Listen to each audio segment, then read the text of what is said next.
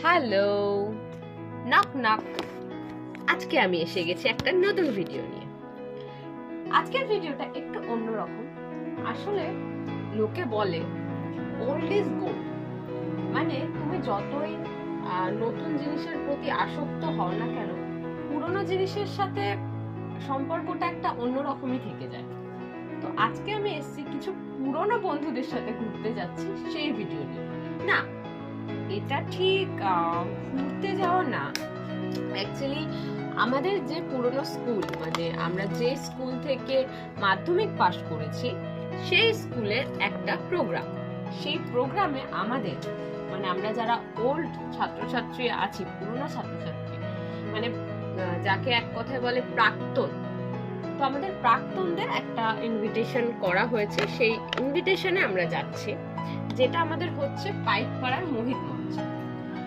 তো যতই নতুন বন্ধুত্ব হোক না কেন, পুরনো বন্ধুদের সাথে দেখা করার মজাটাই কিছু আলাদা। আসলে নতুন বন্ধুদের সাথে দেখা করার যে এক্সাইটমেন্ট থাকে, তার এক্সাইটমেন্ট অনেক গুণ, মানে সেই এক্সাইটমেন্ট অনেক গুণ বেশি থাকে যখন আমরা আমাদের কোনো পুরনো বন্ধুর সাথে দেখা করতে যাই। তো আজকে আমরা আমাদের সেই পুরনো বন্ধুদের সাথে দেখা করতে যাচ্ছি। তো আমি রেডি হয়েই গেছি, এবার কিছুক্ষণের মধ্যেই বেরোবো। তো বেরিয়ে দেখা যাক প্রোগ্রামে কি কি হয়, আর নতুন বন্ধুদের সাথে কত কি ঘোরাফেরা, কত কি কথা, কত কি এনজয়মেন্ট, কত কি হবে, সেটা ভেবেই কত মজা লাগছে। যাই হোক, তো চলো আমরা দেখতে থাকি যে আমরা নেক্সট কি করবো। টিং টিং টিং।